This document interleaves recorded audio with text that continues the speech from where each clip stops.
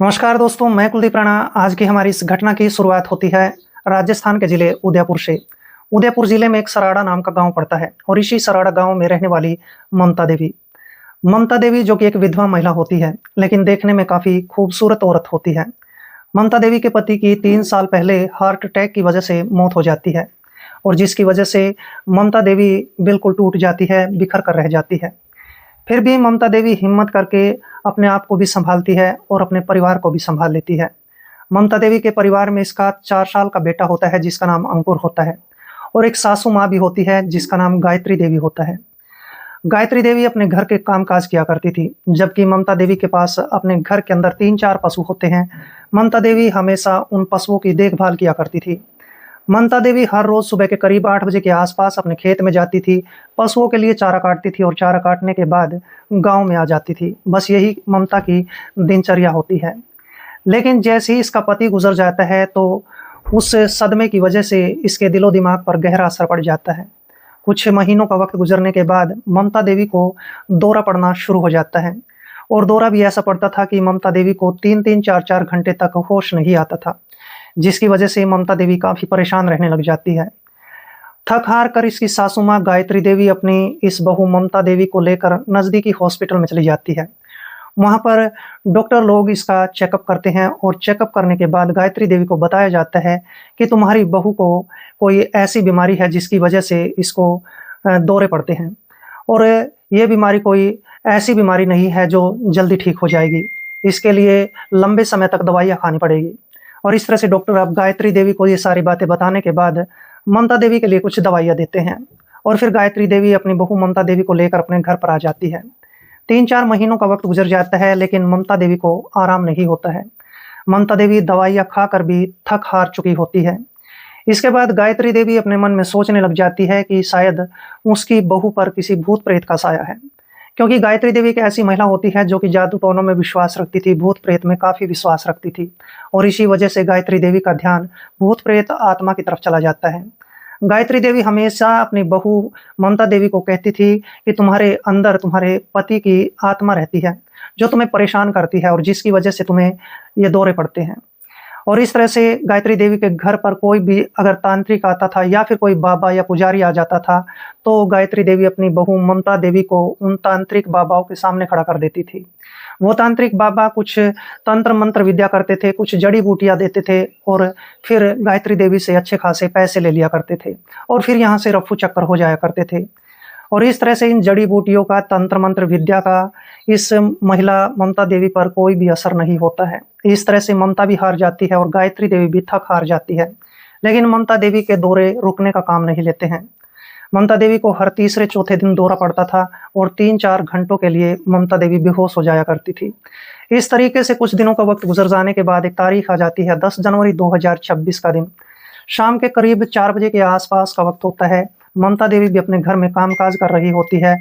दूसरी तरफ उसकी सास गायत्री देवी भी अपने घर में काम-काज कर रही होती है। उसी समय घर के दरवाजे पर दस्तक होती है और गायत्री देवी अपने घर का दरवाज़ा खोलती है। गायत्री देवी देखती है कि उनकी एक पड़ोसन जिसका नाम दिव्या होता है, वो दरवाजे पर खड़ी होती है। दिव्या एक ऐसी विधवा महिला होती है जिसका चाल-चलन और चरित्र कुछ ठीक नहीं होता है। लेकिन फिर भी दिव्या अक्सर गायत्री के घर पर आ जाती थी और आज भी दिव्या इस गायत्री के घर पर आई थी। इस तरह से गायत्री और दिव्या घर के अंदर बैठ जाती हैं और बातचीत करना शुरू कर देती हैं। तभी गायत्री दिव्या को बताती है कि दिव्या, आजकल मेरी बहू ममता देवी काफ़ी परेशान रहती है। तुझे तो पता है कि उसको जब भी दौरा पड़ जाता है तो 3-4 घंटों तक उसको होश नहीं आता है। उसी समय दिव्या अब इस गायत्री देवी को कहने लग जाती है कि हमारे पास के ही एक गाँव में आश्रम है और उस आश्रम में एक बाबा रहता है और उस बाबा का नाम कालूनाथ है। वो तुम्हारी बहू को ठीक कर सकता है। बहुत सारी महिलाएँ, बहुत सारी औरतें उस बाबा के आश्रम में जाती हैं और फिर बाबा कुछ प्रसाद देता है और प्रसाद खाने के बाद वो सारी महिलाएँ ठीक हो जाती हैं। गायत्री भी अपने मन में सोचने लग जाती है कि शायद उसकी बहू इस आश्रम में चली जाएगी तो उसकी बहू ठीक हो सकती है। गायत्री उसी समय दिव्या को कहती है कि फिर तो मैं अपनी बहू को भी उस आश्रम में लेकर जाऊँगी। दिव्या भी बड़ी खुश हो जाती है। लेकिन दिव्या दूसरे ही पल इस महिला गायत्री को कहने लग जाती है कि गायत्री जी, मैं आज भी उस आश्रम में जाने वाली हूँ। तुम आज मेरे साथ चलो और एक बार उस कालूनाथ बाबा का तंत्र मंत्र विद्या देख सकती हो। अगर तुम्हें ठीक लगे तो फिर अपनी बहू को लेकर उसके पास चली जाना। इस तरह से जैसे तैसे करके दिव्या गायत्री को मनाने में कामयाब हो जाती है। इसके बाद दिव्या और गायत्री देवी ये दोनों इस घर से बाहर निकलती है और एक ऑटो रिक्शा के माध्यम से पास के ही गांव में आश्रम में चली जाती है। और जैसे ये दोनों महिलाएं आश्रम के अंदर प्रवेश करती है तो वहां पर एक बाबा बैठा होता है जिसका नाम कालूनाथ होता है। कालूनाथ मंत्र जाप कर रहा होता है, लेकिन कालूनाथ बाबा की नजरें जैसे ही इस महिला दिव्या पर पड़ती हैं तो दिव्या की खूबसूरती और इसके गोरे शरीर की बनावट को देखकर इस कालूनाथ बाबा की जो नीयत होती है वो खराब हो जाती है। कालूनाथ अपने मंत्र जाप को वहीं रोक देता है। कालूनाथ बाबा तुरंत इस महिला दिव्या के पास आता है और कहता है कि दिव्या, बहुत दिनों के बाद तुम मेरे आश्रम में आई हो। दिव्या भी हंसते मुस्कुराते हुए कहने लगती है कि बाबा जी, मुझे वक्त ही नहीं मिला, लेकिन आज मैं तुम्हारा प्रसाद ग्रहण करने के लिए इस आश्रम में आई हूँ और तुम्हारा प्रसाद लेकर ही मैं जाने वाली हूँ। कालूनाथ बाबा भी बड़ा खुश हो जाता है, दिव्या भी बड़ी खुश हो जाती है। लेकिन दूसरे ही पल दिव्या कहने लग जाती है कि ये हमारी पड़ोसन गायत्री है और इसकी एक बहू है जिसका नाम ममता देवी है। उसको दौरा पड़ जाता है। दौरा भी ऐसा पड़ता है कि 3-3 4-4 घंटों तक उसको होश नहीं आता है। इसके बाद ये कालूनाथ बाबा इस महिला दिव्या को कहने लग जाता है कि तुम कल उसको मेरे आश्रम में लेकर आना और मैं 10 दिनों के अंदर ही उस महिला को ठीक कर दूंगा। इस तरह से अब गायत्री देवी भी इस बाबा की सारी बातों को सुनकर बड़ी खुश हो जाती है। गायत्री देवी सोचने लग जाती है कि शायद उसकी बहू ठीक हो सकती है। इसके बाद दिव्या कहने लग जाती है कि बाबा जी, मुझे आपका विशेष प्रकार का प्रसाद ग्रहण करना है। तब ये कालूनाथ बाबा दिव्या को कहने लगता है कि मेरा जो अतिथि कमरा है तुम उसके अंदर चली जाओ और मैं 2 मिनट में अभी उस कमरे में आता हूँ, फिर मैं तुम्हें प्रसाद दे दूंगा और तुम्हारा शुद्धिकरण भी करूंगा। इस तरह से ये महिला जो दिव्या देवी होती है उसी समय उस अतिथि गृह में चली जाती है। 2 से 3 मिनट का वक्त गुजर जाने के बाद कालूनाथ बाबा भी उस अतिथि गृह के अंदर प्रवेश कर जाता है और जैसे ही 1 मिनट का वक्त और गुजरता है तो दिव्या देवी उसी समय इस कमरे का दरवाजा बंद कर लेती है। वो कमरे का दरवाजा जैसे ही बंद किया जाता है तो दिव्या इस कालूनाथ बाबा से लिपट जाती है और लिपटने के बाद फिर दूर हटकर अपने बदन से, अपने शरीर से एक एक कपड़ा उतारना शुरू कर देती है। थोड़ी ही देर में दिव्या देवी के शरीर पर कोई भी कपड़ा नहीं होता है और इसके बाद कालूनाथ बाबा और ये महिला दिव्या दोनों आपत्तिजनक स्थिति में आ जाते हैं और फिर इसके बाद ये दोनों ही अपनी ही रजामंदी से अपने गलत रिश्ते कायम करने लग जाते हैं। ये दोनों मिलकर इस गलत काम को तब तक अंजाम देते हैं जब तक इन दोनों की ज़रूरतें पूरी नहीं हो जाती हैं, जब तक इन दोनों का मन नहीं भर जाता है, दोनों का मन खुश नहीं हो जाता है। और जैसे ही इन दोनों की ये सारी ज़रूरतें पूरी हो जाती हैं तो इसके बाद कालूनाथ बाबा कहने लगता है कि मैं तुम्हें कुछ पैसे देता हूँ। कालूनाथ बाबा तुरंत अलमारी खोलता है, अलमारी से कुछ पैसे निकालता है और इस महिला दिव्या को दे देता है। दिव्या उन पैसों को लेकर बड़ी खुश हो जाती है। दूसरे ही पल ये कालूनाथ बाबा दिव्या को कहने लग जाता है कि जो दूसरी वो महिला है जिसको दौरे पड़ते हैं उसको कल आश्रम में ज़रूर लेकर आना, मैं उसका उपचार करूँगा और फिर मैं तुम्हें और भी अच्छे खासे पैसे दूंगा।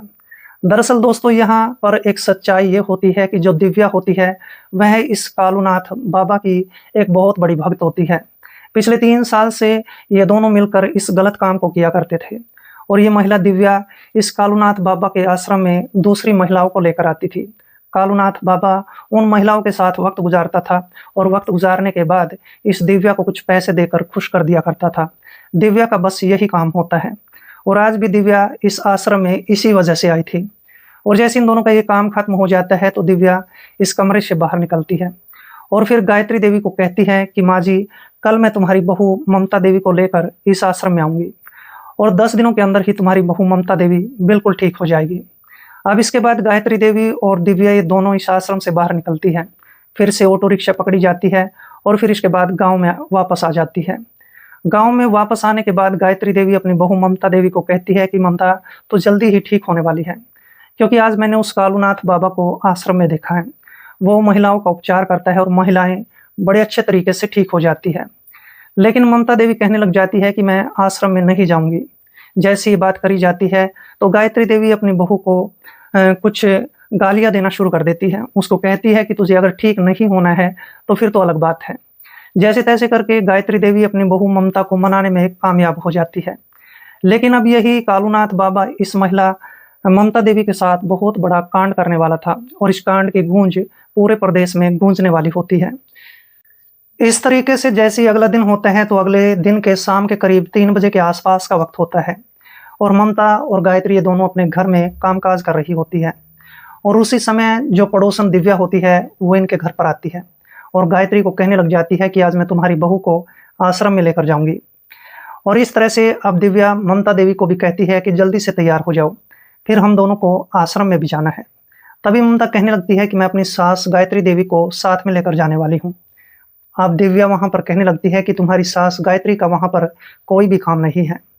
इस तरह से जैसे तैसे करके अब दिव्या इस महिला ममता देवी को अकेले जाने के लिए तैयार कर लेती है। ममता देवी अपने घर से बाहर निकलती है और साथ में दिव्या भी इस घर से बाहर निकलती है। और फिर ये दोनों ही औरतें एक ऑटो रिक्शा पकड़ती हैं। ऑटो रिक्शा के माध्यम से पास के ही गांव में पहुंच जाती है। और जैसे ये दोनों महिलाएं इस गांव में पहुंचती हैं तो आश्रम में भी प्रवेश कर जाती है। और आश्रम में पहुंचने के बाद ममता देवी देखती है कि वहां पर एक बाबा बैठा होता है और उस बाबा का नाम कालूनाथ बाबा होता है। कालूनाथ बाबा मंत्र जाप कर रहा होता है। लेकिन जैसे ही कालूनाथ बाबा की आंख खुलती है तो उसकी नजरें इस महिला ममता देवी पर पड़ती हैं। और ममता देवी की खूबसूरती को देखकर, उसके शरीर की बनावट को देखकर, उसकी सुंदरता को देखकर कालूनाथ बाबा की नीयत में कमी आ जाती है। कालूनाथ बाबा अपने मन में सोचने लग जाते हैं कि इतनी खूबसूरत महिला मैंने आज तक अपनी जिंदगी में नहीं देखी है।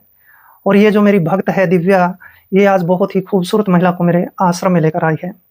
इस तरह से कालूनाथ बाबा उसी समय दिव्या को पहले अपने पास बुलाता है।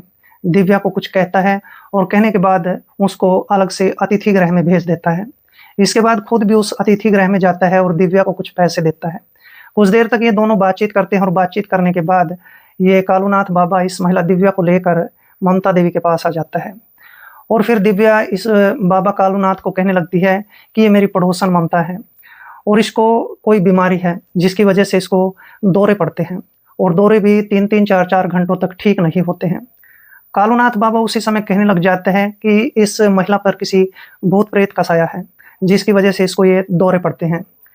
और इस तरह से अब जो कालूनाथ बाबा होता है वो इस महिला को कहने लग जाता है कि मैं तुम्हें कुछ प्रसाद खिलाने वाला हूँ और जैसे ही तुम इस प्रसाद को खाओगी तो फिर तुम बिल्कुल ठीक हो सकती हो।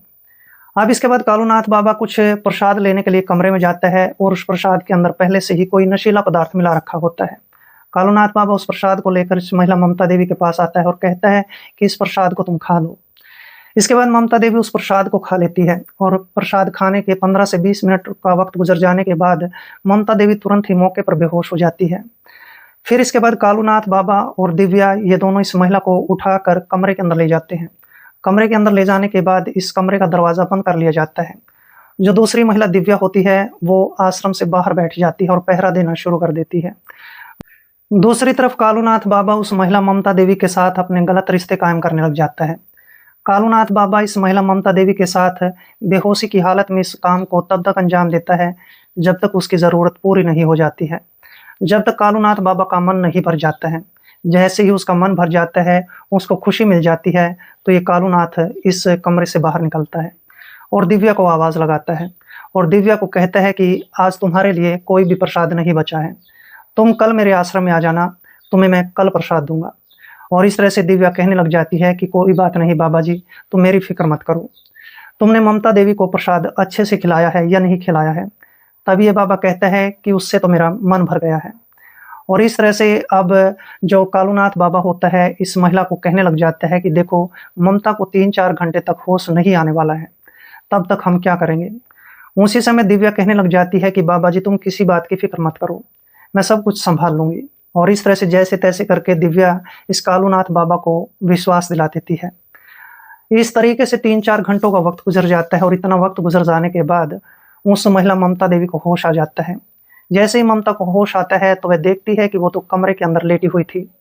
ममता देवी उसी समय उस बिस्तर से खड़ी होती है और कमरा खोलकर बाहर आ जाती है और दिव्या को कहने लग जाती है कि मेरे साथ कुछ गलत काम हुआ है। तभी दिव्या ममता को कहती है कि ममता, तुम्हारे साथ कुछ भी गलत नहीं हुआ है। हम तीनों जब बैठकर यहाँ पर बातचीत कर रहे होते हैं तो तभी तुम्हें दौरा पड़ जाता है और इसके बाद जो कालूनाथ बाबा है तुम्हें उठाकर कमरे के अंदर लेटा देता है, बल्कि यहाँ तक कि कुछ तुम्हें दवाइयाँ भी देता है, कुछ जड़ी बूटियाँ भी खिलाता है। और फिर इसके बाद हम दोनों तुम्हारे बेहोशी की हालत से बाहर निकलने का इंतजार करना शुरू कर देते हैं। लेकिन ये महिला ममता देवी मानने को तैयार नहीं होती है। ममता कहने लगती है कि इस बाबा ने मेरे साथ गलत काम किया है। तभी दिव्या देवी ममता को कहती है कि इस बाबा के पास तो कुछ भी नहीं है, इसने अपना शुद्धिकरण करवा रखा है और ये बाबा तुम्हारे साथ कोई भी गलत हरकत नहीं कर सकता है। अब जैसे शुद्धिकरण की बात कही जाती है तो ममता देवी मान जाती है।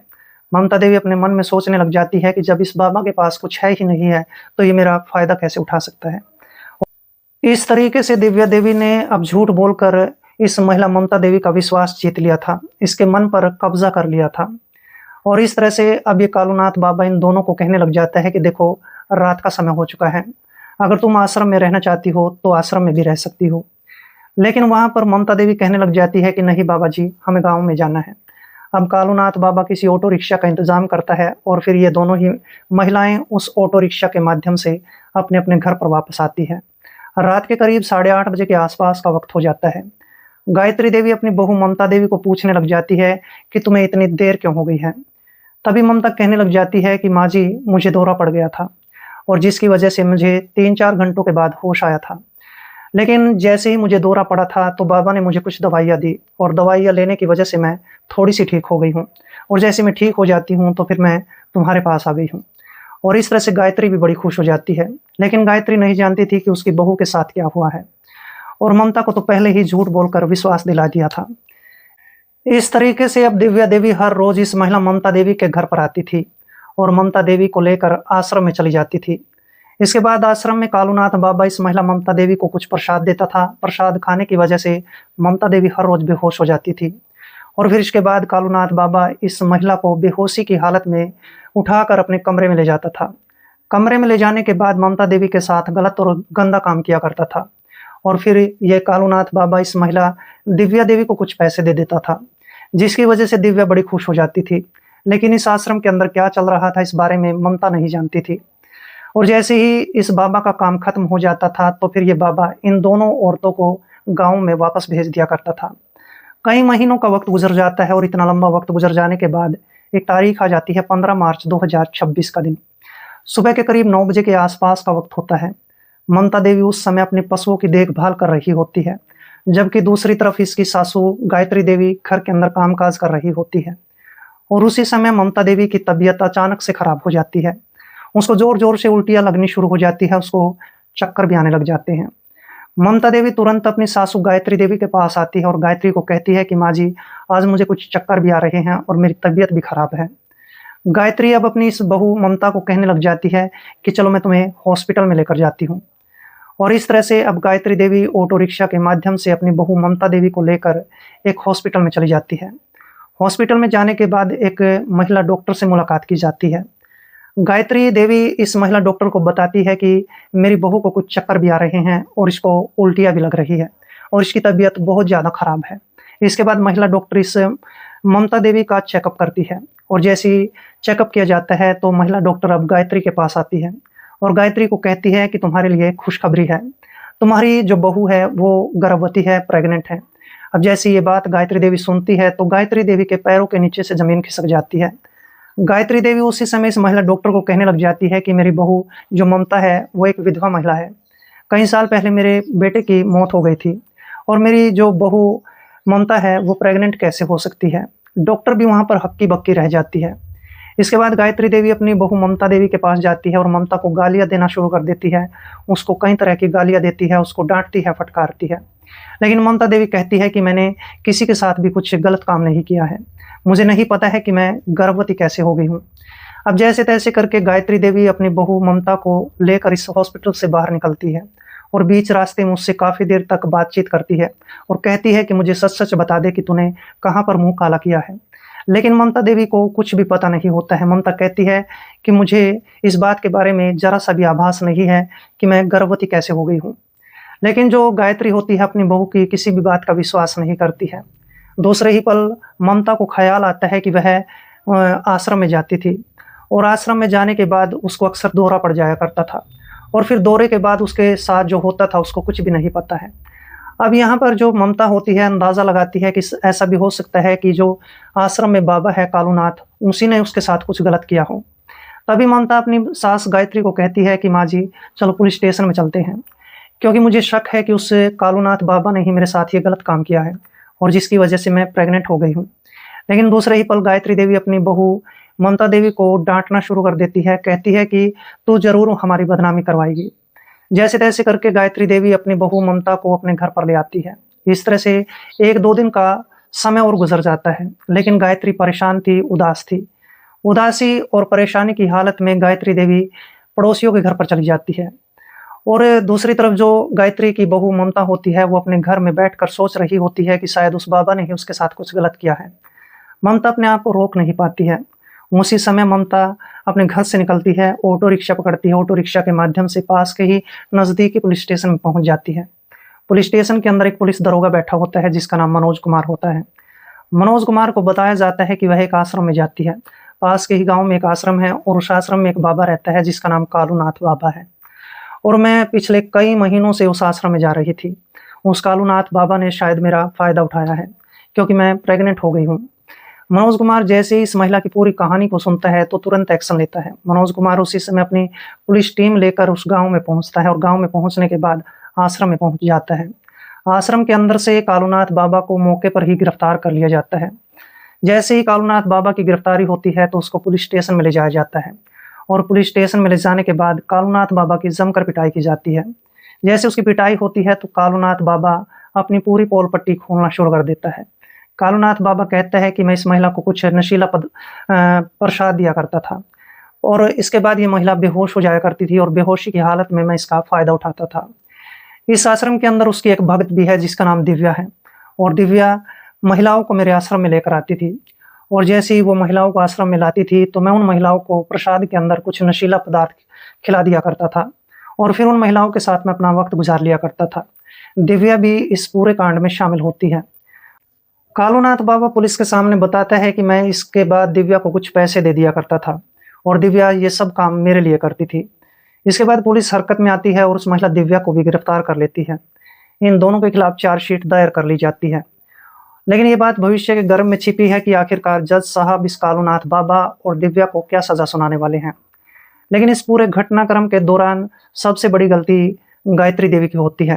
गायत्री देवी ही इस कालूनाथ बाबा के बहकावे में आती है और अपनी बहू ममता देवी को इस आश्रम में भेज देती है और फिर आश्रम में जाने के बाद ममता के साथ ये सारी घटना घट जाती है। दोस्तों, इस पूरे घटनाक्रम को सुनाने का मेरा उद्देश्य किसी का दिल दुखाना नहीं था, बल्कि आपको जागरूक करना था, आपको सावधान करना था। तो मिलते हैं किसी ऐसे घटनाक्रम के साथ, तब तक के लिए दोस्तों जय हिंद, वंदे मातरम।